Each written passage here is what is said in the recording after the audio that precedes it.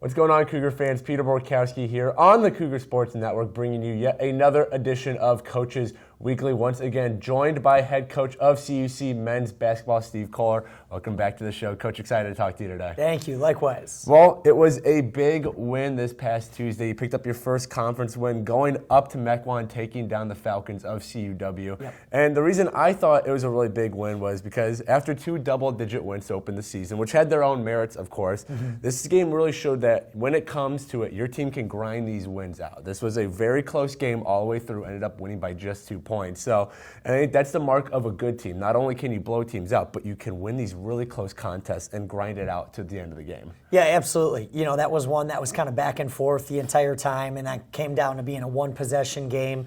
And you said it, you know, to be able to win a game like that, we know those games going forward aren't going to be 20, 30 points, you know.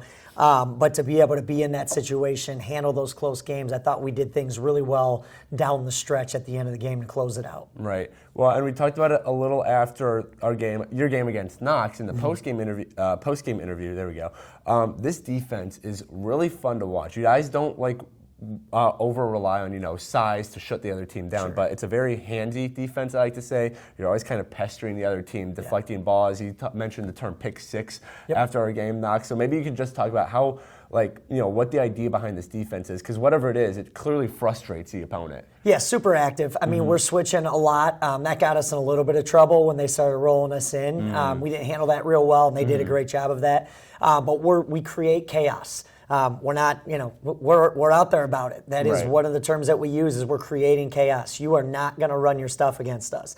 And we're going to take you out of what we feel you do really well and force you to do what we perceive as a weakness. And in many cases with maybe your second, third, fourth best players. And if teams are good enough to do that, then they're going to get us probably. Right. But we, game plan-wise, we can't allow teams to do what they do well. And then to the handsy aspect, we're tracking all of that. Deflections, just multiple effort plays. I mean, we have a big board in our locker room that tracks specifically those things. Really? And it goes to, we're trying, so initially going back, we were 50-plus and 5-plus. So plays and 5-plus kills. That was year one, year two. Okay. So we've upped the ante to 70-plus of those plays. Really? And those are hustle plays and 7-plus kills. And we've had over 150 in all three games. Really? So I don't know if we need to change the board and up it more. Right. But that is an indicator that our guys are buying into that and that being our identity.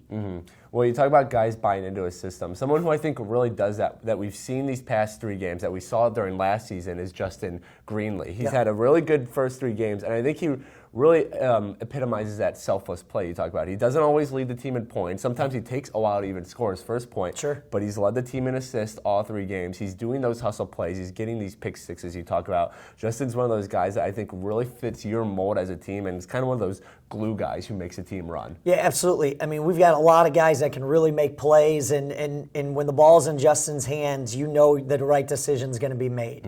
And other guys can play off of him. He's super explosive, and he can go if he needs to. I mean, he hit a run right there where we needed somebody to get us going a little bit, and he started that thing.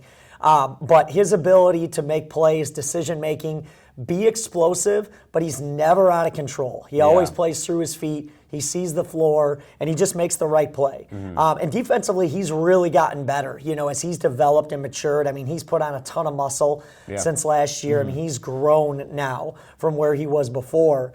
And when you've got a point guard at that size and that length, but then knows how to make those decisions, you got something pretty special, and there's no doubt he is. Right. Well, last thing, it's another thing we talked about in our post-game after Knox was you talked about taking care of the first four games and then going on from there, where that fourth game is coming up this next Tuesday. So maybe you can talk us through kind of the thought process behind that philosophy. Yeah, a little bit different. What I actually mean is the first 4 minutes. Oh, okay. I gotcha. So we also track, we track specific things, and we'll have to talk about this more. So, but, I mean, you guys see the POTG, right? And you see that's our play chart. That's our selflessness and sacrifice award winner, right? It's not the guy who leads us in points, but it's deflections, all those.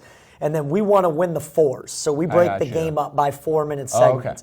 And what we always talk about is winning that first four first, and you want to win them all if you can. Obviously. But you want to win that last 4 of the first half, the first 4 of the second half, and the last 4 again. And if start and finish strong. Exactly. And obviously it matters what you do in there. But yeah, so we don't necessarily break the season down into 4s, but it's the game in 4-minute segments. That makes sense. But, absolutely going back to that, we'll do a review on that. Where are we at? Because that's a pretty good sample size of 4 games, some non-cons, would be one conference opponent.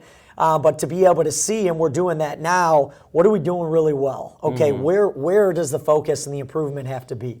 So we definitely do, a review after 4 games. Okay. Well, thank you for the clarification. Oh, good. The Cougars look to keep their undefeated season alive. This upcoming Tuesday when they travel to Carroll, tip-off is set for 7 p.m. Coverage can be found at our website, cucougars.com. Coach, thanks again for joining me. Good luck this upcoming Tuesday. Have a good Thanksgiving as well. We want to have a chance to talk to you before then. But until next time, this is Peter Borkowski signing off of the Cougar Sports Network and wanting to say, as always, go Cougars.